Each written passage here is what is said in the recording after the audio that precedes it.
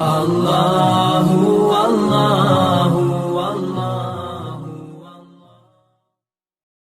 حضرت عمر کا بیٹا مصر گیا، وہاں سے کمائی کر کے لایا، تجارت کرنے گیا، لاکھوں کا مال۔ کون سا باپ ہے دنیا میں جس کا بیٹا باہر سے پیسے لے کے آئے تو ابا تفصیل پوچھے کہ بیٹا کہاں سے کمائے، کہاں سے لایا، کتنے ملے، کیوں آئے؟ کون سا باپ تفصیل پوچھتا ہے؟ ابا تو کہتا ہے لا صحیح، اور تعریفیں کرتا ہے میرا بیٹا بڑی کمائی کرتا ہے۔ کبھی پوچھا ہے اس سے کہ ڈیوٹی صحیح دیتا ہے کہ نہیں؟ کبھی پوچھا ہے کہ تو ایمانداری کی روزی لاتا ہے کہ حرام کی کماتا ہے؟ یہ باپ کی ذمہ داری ہے، یہ اماں کی ذمہ داری ہے۔ پھر کہتا ہے بیماری کیسے آ گئی، پریشانی کیسے آ گئی؟ تو نے کبھی سوال کیا اپنی اولاد سے؟ حضرت عمر فاروق رضی اللہ تعالیٰ عنہ کا بیٹا مصر سے پیسے کما کے لایا تو جناب عمر نے بلایا، فرمایا بیٹے اتنی تو تیرے پاس راس ہی نہیں تھی، تھوڑے سے تو پیسے لے کے گیا تھا، اتنی کمائی کیسے ہو گئی؟ اتنے تو پیسے نہیں تھے صاحب، کہاں سے کمائی لائے؟ اس نے کہا ابا جی وہ جو میرے چچا ہے نا مصر کے گورنر، آپ کے دوست، انہوں نے میری مدد کی ہے۔ فرمایا جتنے لوگ گئے تھے سب کی ہے مدد اس نے؟ کہا نہیں صرف میری کی۔ فرمایا تیری کیوں کی؟ تیری کیوں کی؟ کہا حضور آپ کے دوست ہیں۔ فرمایا چپ کر، حضور انہوں نے مجھے اتنے پیسے دیے، میں نے کاروبار میں ڈالے تو نفع آیا تو میں ان کی رقم دے کے۔ فرمایا خاموش ہو جا، باقی جتنے لوگ گئے تھے سب کی مدد کی اس نے؟ کہا نہیں حضور صرف میری کی۔ فرمایا اس نے تیری مدد نہیں کی، اس نے خلیفہ کے بیٹے کی مدد کی، اس لیے کہ وہ خلیفہ کو اپنے حق میں نرم کر سکے۔ فرمایا آدھا مال تیرا ہے، آدھا مال غنیمت کا ہے، مال خزانہ کا ہے، مسلمانوں کا ہے، اس لیے کہ تو جو وہاں سے مال کما کے لایا ہے وہ اپنے باپ کے خلیفہ ہونے کی وجہ سے کما کے لایا ہے، لہذا رکھ ادھر۔ یہاں کہتے ہیں کدھر سے آیا، کیسے آیا، کون سا حساب دیں، کیا کریں؟ او بھائی حضرت عمر رضی اللہ تعالیٰ عنہ کا اپنی اولاد کے بارے میں یہ رنگ ہے۔ ایک جنگ سے نا خوشبو آئی، خوشبو بڑی مہنگی ہوتی تھی، عرب میں خوشبو آج بھی بڑی مہنگی ہے، وہ زیادہ استعمال کرتے ہیں۔ میری باتوں کی سمجھ آ رہی ہے میرے بھائیوں؟ بڑی مہنگی خوشبو تھی۔ جب وہ خوشبو آئی تو حضرت عمر نے کہا، گھر میں پہلے پہنچی حضرت عمر کے، چونکہ زیادہ عورتیں استعمال کرتی تھی گھر کے اندر خوشبو، مرد بھی لگاتے تھے۔ حضرت عمر نے اپنی بیوی سے کہا، آپ کی زوجہ تو تھی وہ بڑی خوشبو کو پسند کرتی تھی۔ حضرت عمر نے اپنی زوجہ سے کہا کہ خوشبو لاؤ، میں نے ایک عورت کی ڈیوٹی لگائی ہے، وہ خوشبو تول کے نا تو حصہ برابر صحابہ میں بانٹ دے گی۔ تو آپ کی زوجہ کہنے لگی کسی بی بی کی ڈیوٹی لگانے کی کیا ضرورت تھی، میں جو موجود تھی میں بانٹ دیتی ہوں تول کے حصہ برابر۔ آپ نے فرمایا نہیں تو رہنے دے، وہ فلانی بی بی بانٹے گی۔ کہا حضور میں نے بھی بانٹنی ہے، میرے پہ کچھ حق ہے؟ آپ نے فرمایا نہیں تو تفصیل نہ پوچھ، تو خوشبو دے دے، کوئی اور بانٹے گی۔ خاتون خانہ تھی نا، کہنے لگی نہیں مجھے بھی آج آپ کو بتانا ہی پڑے گا کہ کوئی جو بانٹ سکتی ہے تو میں کیوں نہیں بانٹ سکتی؟ زوجہ کہتی عمر نے بات کی تو میری چیخیں نکل گئی۔ حضرت عمر فرمانے لگے جب تو خوشبو بانٹے گی نا تیرے ہاتھوں کو بھی لگے گی، تیرے دوپٹوں کو بھی لگ جائے گی۔ اگر رب کریم نے مجھ سے سوال پوچھا کہ عمر خوشبو تو مسلمانوں کی تھی، تیری بیوی کے دوپٹے کو کیوں لگ گئی، تو میں اللہ کے حضور کیا جواب دوں گا؟ اگر اللہ نے یہ سوال کیا کہ تیری بیوی نے کیوں لگائی، وہ تو حصہ تھا مسلمانوں کا، تو نے تیری بیوی نے کیوں لگائی؟ تو فرمایا میں نہیں چاہتا کہ اللہ کے حضور مجھے اور تجھے باز پرس ہو، لہذا کسی اور کو بانٹنے دے۔ زوجہ روئی اور تڑپ کے کہنے لگی عمر مجھے لگتا ہے صبح قیامت بھی تیری بیوی ہونے کی وجہ سے اللہ مجھے جنت عطا فرما دے گا، تیری زوجہ ہونے کی برکت سے۔ بھائی یہ معیار رکھا، خدا کی قسم ایسا شخص تاریخ میں دوبارہ نہیں آیا۔ اتنا بڑا آدمی، اتنا بڑا شخص، اتنا بڑا آدمی، اور پھر رنگ یہ ہے کہ عمر 22 لاکھ مربع میل کا حکمران، 22 لاکھ، اور کھجور کے درخت کے نیچے مٹی کا ڈھیلا لے کے سو گئے ہیں، پرواہ کوئی نہیں، کوئی مسئلہ ہی نہیں۔ 2 غلام ساتھ بیٹھے تو ایک روٹی حضرت عمر نے گھر سے منگوائی، تھوڑا سا سرکہ، تو غلام کہنے لگے ہم نے بھی کھانی ہے۔ فرمایا کوئی حرج نہیں، روٹی کو پیٹ بھر کے کھانا ضروری تو نہیں، 3 حصوں میں بانٹ لیتے۔ ایک آدمی آیا ہوا تھا مصر کا رہنے والا ملنے کے لیے، اس نے پوچھا عمر کدھر ہے؟ تو کہا وہ ادھر جاؤ مسجد میں بیٹھے ہوں گے. اور واپس آیا تو کہنے لگا وہاں تو 3 غلام بیٹھے ہیں, ایک روٹی بانٹ بانٹ کے کھا رہے ہیں, لگتا ہے کئی دنوں سے روٹی نہیں ملی. کہا 3 غلام تو کوئی نہیں, وہاں 2 ہی تھے, تیسرے تو امیر المومنین تھے. اس نے کہا نہیں نہیں 3 غلام ہیں, کپڑے بھی ایک طرح کے پہنے ہوئے ہیں, بلکہ 2 کے تو پھر صحیح ہیں, تیسرے کے تو زیادہ ماڑے ہیں. کپڑے بھی ایک طرح کے, کھانا پینا بھی ایک طرح کا, اور ان کا نشست برخاست بھی ایک طرح کی ہے, لہذا کوئی فرق نہیں. حضرت ابو ہریرہ کہتے ہیں میں لے کے آیا, اور جناب عمر کو جب میں نے کچی زمین میں تامت سمیٹ بیٹھے دیکھا تو میں رو پڑا. میں نے اس مصر سے آنے والے کو کہا تو اس کے جلوے دیکھ, اگر اس کی ذات میں اتنا حسن ہے تو محمد عربی کا مقام کیا ہوگا. یہ مقام غور ہے, مقام غور. 10 محرم کو لوگ دیگے پکائیں گے نا, نہیں پکانی ہے؟ کوئی بول دے نہیں, ہاں نہ نہیں کر دے. پروگرام بدلیا تو نہیں دی عید کی کہ وہی کام شروع ہویا ہے لات ٹائٹ ہونے والا. کیوں جی, پکنی ہے نا دیکھیں 10 محرم کو انشاءاللہ تعالی. ہم بھی پکائیں گے انشاءاللہ, یہاں بھی پروگرام ہوگا. تو 10 محرم کو جو دیگ پکنی ہے تو ایسا نہیں ہو سکتا کہ 1 محرم کو حضرت عمر کے نام کی بھی کوئی پک جائے. اگر امام حسن حسین کے نام کی دیگیں پکیں تو جو امام حسن حسین کے سے پیار کرنے والے ہیں, جو امام حسن حسین سے, ہم لوگوں نے بھی عجیب رٹا اپنایا ہے نا. ہم لوگ بات کا ایک پہلو دیکھتے ہیں, دوسرا نہیں دیکھتے. حضرت امام حسن اور حسین کو بھی نبی پاک نے شہید کہا, اور جناب عمر کو بھی رسول اللہ نے خود شہید فرمایا. فرمایا شہید ہے, خود فرمایا اپنی زبان سے کہ یہ شہید ہے, خود میرا عمر شہید ہے. تو ان کے نام کی دیگ نہیں پکنی چاہیے, اس طرف نہیں ہماری توجہ ہونی چاہیے. اور اہل بیت نبو, یہ بات میں پہلے بھی کرتا ہوں, آج پھر کرنا ضروری سمجھتا ہوں. اہل بیت کا پیار سن لو کان کھول کے. اہل بیت کا پیار اگر ہمیں کسی نے سکھایا ہے تو سیدنا عمر فاروق نے سکھایا ہے. اہل بیت نبوت کی محبت اگر کسی نے سکھائی ہے تو کس نے سکھائی ہے؟ بول کے بتائیے. حضرت عمر نے. اہل بیت کا پیار ہمیں حضرت عمر نے بول کر کے سکھایا ہے. بھائی یاد رکھیں, کسی کی طاقت نہیں تھی دم مارنے کی حضرت عمر کے سامنے, طاقت ہی نہیں تھی. کیسر و کسرا کانپ جاتے تھے, جرأت ہی نہیں کرتے تھے حضرت. اور ہمارے تو تعلقات بڑے ہیں نا غیروں سے. حضرت ابو موسیٰ اشعری رضی اللہ تعالیٰ عنہ فرماتے ہیں میرا منشی سائی تھا, وہ کاتب کہتے تھے وہ لوگ, میرا حساب کتاب عیسائی تھا. تو فرماتے ہیں ایک دن میں نے وہ سارا حساب کتاب لین دین کے حضرت عمر کو دکھائے تو فرمانے لگے جس نے لکھے ہیں اس کو بلاؤ. کہنے لگے حضور مسجد نہیں آ سکتا. کیوں نہیں آ سکتا؟ کہنے لگے وہ عیسائی ہے. کہتے ہیں حضرت عمر جلال میں آ گئے. آپ فرمانے لگے جنہیں رب دور کرتا ہے تم کیوں قریب کرتے ہو؟ جنہیں اللہ دور کرتا ہے. فرمایا تم غیروں کو اگر عہدے دو گے تو اپنوں کا کیا بنے گا؟ اگر تم غیروں کو عہدے دو گے تو اپنوں کا. یہ سوچ ہے جو آج برما کے مسلمانوں کے لیے بھی ضروری ہے. کہا اگر تم غیروں کو عہدے دو گے تو اپنوں کا. ہم نے غیروں کو عہدے دیے تو دیکھا نا اپنے کس طرح کاٹے جا رہے ہیں. غیروں کو جو عہدے دے دیے یارانے سارے غیروں سے. روز دعویٰ ہوتا ہے چین ہمارا سجن ہے, چین ہمارا دوست ہے. او بھائی دوست ہے تو اس سے کہو نا کہ برما تو تمہاری ایک چھوٹی سی ریاست ہے, چین کے بغیر تو وہ سانس بھی نہیں لے سکتا. اس کو کہو نا اس حکومت پہ دباؤ ڈالے.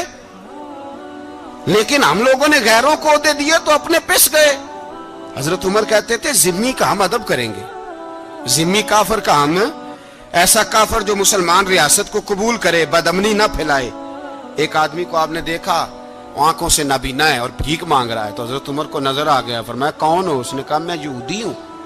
فرمایا بھیک کیوں مانگتے ہو؟ کہا جب تک تندرست تھا مسلمانوں کو جزیہ دیتا تھا, بوڑھا ہو گیا ہوں کیا کروں. حضرت عمر نے گھوڑے کی پشت پہ بٹھایا, کافر کو گھوڑے کی پشت پہ بٹھایا اور بٹھا کے مدینے لائے. حضرت علی شیر خدا وزیر خزانہ تھے. فرمایا علی اس کا وظیفہ جاری کرو. کہا یہ کون ہے؟ فرمایا یہ یہودی ہے لیکن یہ ہمیں جزیہ دیتا رہا, بوڑھا ہو گیا بیچارہ, بھیک مانگنے پہ مجبور ہے, ہماری حکومت کے اندر رہتا ہے, اس کا پورا وظیفہ جتنا خرچہ اتنا وظیفہ لگاؤ.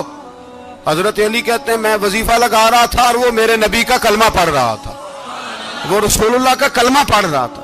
یہ مزاج, یہ نہیں کہ کافر. حضرت عمر نے گورنروں کو خط لکھے تھے کہ زبردستی کسی کو مسلمان نہیں کرنا, جہاں ان کی عبادت گاہیں بنی ہو گرانی نہیں, کوئی مندر کوئی گرجا ضائع نہیں کرنا.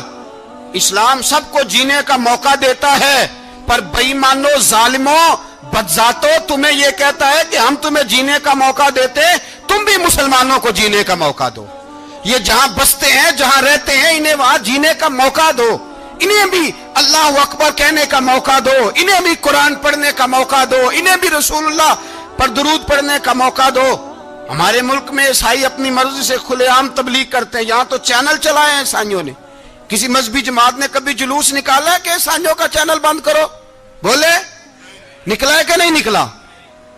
कितने जुल्म की बात है।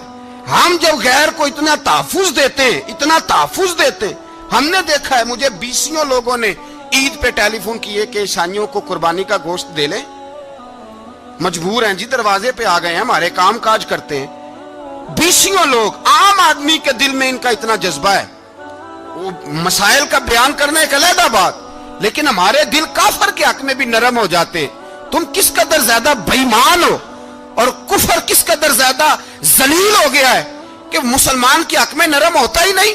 और उससे बड़े जलील वो हैं जो इन जलीलों के सपोर्टर हैं। वो किसी अरब मुल्क के हुक्मरान हो या किसी और जगह के, वो बड़े जलील है जो इन जलीलों के सपोर्टर हैं, जो बर्मा की बच्चियों के कत्ल पर अपनी हुकूमतें चमका रहे हैं। ने शर्म नहीं आती, इस कदर मुसलमान तड़पा है, लेकिन उन बेगैरतों को जरा होश नहीं आई। और ये उनके कमाश, उनके दलाल जो हर जगह उनकी सपोर्ट करके अपनी हुकूमतें कायम करते हैं, बेईमानों को पता नहीं कि कब इन पर अल्लाह का अजाब उतरेगा और किस तरह इनके परखशे उड़ेंगे।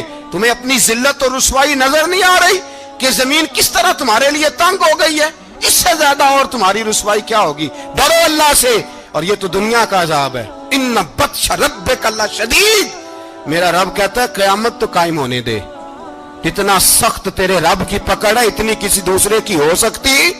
याद रखें और थोड़ा एहतियात करें हम सब लोग भी, जो हम लोग आधी जुबान बोल के भी इनकी सपोर्ट करते। अब शर्म आनी चाहिए हमें इन हुकूमतों की सपोर्ट करते जो मुसलमानों की लाशों के ऊपर हुकूमतें कायम करते हैं। शर्म आनी चाहिए। बहरहाल बात दूर निकल जाएगी और मैं अपने मजमून पे रहता हूं। अहले बैत का प्यार अगर सिखाया है तो जनाबे उमर ने सिखाया है, रदी अल्लाह ताला अन्हो। इमाम हसन मिलने, आप यकीन करें, मैं जब इस वाकया को पढ़ता हूं तो मेरा दिल झूम जाता है। मैं कहता हूं यार, डाटा होना अपनी जगह पे, इश्क होना अपनी जगह पे, इंसान का बावकार होना अपनी जगह। जहां खड़े होना था वहां ये खड़े होते थे, और जहां झुकना था वहां ये इन लोगों में इकबाल ने कहा था, तेरी निगाह नाज से दोनों मुराद पा गए, अकले गियाबो जुस्तजू इश्के हुजूरो इस तरह। जहां अगर आया है सामने कैसरो किसरा तो उमर जैसा दलेर कोई नहीं, अगर सामने आया ईरान का बादशाह तो उमर जैसा तगड़ा कोई नहीं, अगर आया है सामने गुस्सान का बादशाह तो उमर जैसा आदिल कोई नहीं। लेकिन अगर अली का बेटा आया है, अगर फातिमा के लाल पारे आए हैं, तो फिर फारूक आजम से जैसा मुहिब कोई नहीं, फिर उनसे जैसा प्यार करने वाला कोई नहीं। अंदर बैठे हैं जनाबे उमर, अंदर तन्हाई में कुछ वजीरों से गुफ्तगू हो रही है, मीटिंगें जारी हैं। आपके बेटे मिलने आए जनाबे अब्दुल्ला इब्ने उमर, अब्बा जी मिलने आए। बात ठहरो, बात कर रहा हूं, कोई ना अंदर आए। साहबजादा बाहर खड़ा है। थोड़ी देर गुजरी तो इमाम हसन भी आ गए। कौन आए? आपको अजब मिलेगा इमाम साहब का नाम लेने से, वो सरदार हैं जन्नतियों। कौन आए? सारे बोलिए, इमाम हसन, तेरी नस्ल पाक में है बच्चा बच्चा नूर का, तू है ने नूर तेरा सब घराना। इमाम हसन आए तो हजरत अब्दुल्ला इब्ने उमर को दरवाजे पे खड़े देखा। कहा अमीरुल मोमिनीन कहाँ हैं? कहने लगे हजरत उमर के बेटे। कहने लगे वो अंदर बैठे, कुछ मीटिंग हो रही है और उन्होंने कहा कोई अंदर ना आए, लेकिन आप जाना चाहें तो चले जाएं, आप जाना चाहें तो, तेरी नस्ल पाक में है बच्चा बच्चा नूर, आप जाना चाहें तो चले जाएं। तो उन्होंने कहा जब आप बाहर खड़े हैं तो मुझे कोई इतना जरूरी काम नहीं, और अभी जोर की नमाज थोड़ी देर में होगी, मैं मस्जिद में मिल लूंगा अमीरुल मोमिनीन से।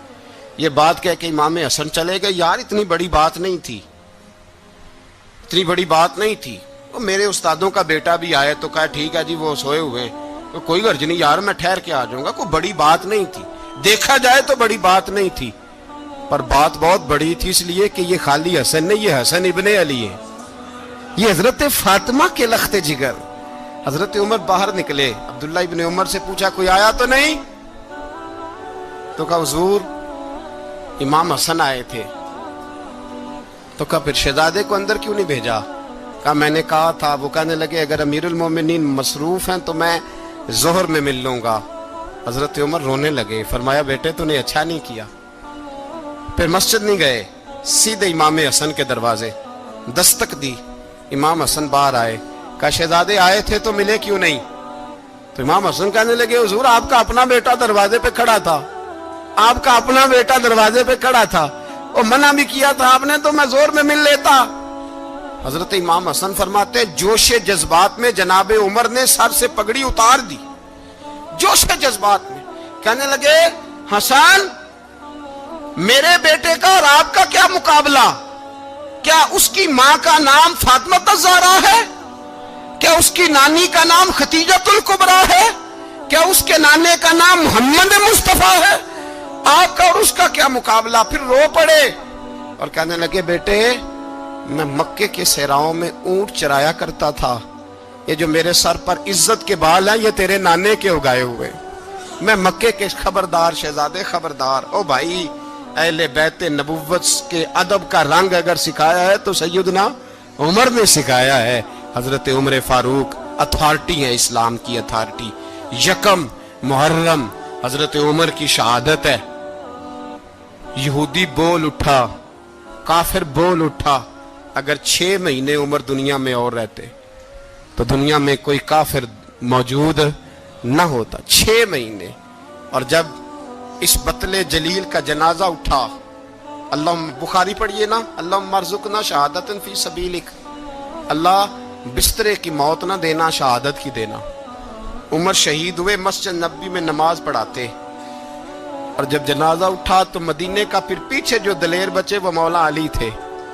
مولا علی, جناب عمر کا جنازہ اٹھا تو سب سے پہلی ہائے جو نکلی وہ حضرت علی کی زبان سے نکلی, اور حضرت علی ساری داڑھی آنسوؤں سے بھر گئی. لوگوں نے کہا کہ علی کیا ہوا؟ فرمانے لگے تم دیکھ نہیں رہے جنازہ کس کا اٹھا ہے, پلٹ کے دیکھو تو صحیح, پتہ نہیں یہ کون گیا ہے. کہ حضور کیا ہوا؟ آپ فرمانے لگے عمر اس طرح کے کام کر کے گیا ہے, اب ان کے رستوں پہ کون چلے گا؟ کون اس کے جگر راہ وفا میں؟ میں نقش ایسے چھوڑ آیا ہوں, میں جس منزل سے گزرا ہوں وہ اب تک یاد کرتی ہے. حضرت علی حضرت عمر کے جنازے پہ کھڑے ہو کے کہتے ہیں اللہ مجھے اس طرح کے عمل کرنے کی توفیق دے جس طرح کے عمر کر کے گیا. میرے بھائی بطل عزیز, بطل حریت حضرت عمر رضی اللہ تعالیٰ عنہ جو اپنی زندگی انقلاب والی گزار کے گئے. عمر جب دنیا سے گئے تو 80 دینار کا قرضہ تھا, 22 لاکھ مربع میل کا حکمران. اور اپنے بیٹے سے کہنے لگے بیٹے کوشش کرنا تیرے خاندان والے مل کے میرا قرضہ اتار دے, میری قبر پہ بوجھ نہ رہے, اور اگر خاندان والے مدد نہ کریں تو میرے دوستوں سے بات کرنا, وہ مدد نہ کریں تو پھر علی سے بات کرنا.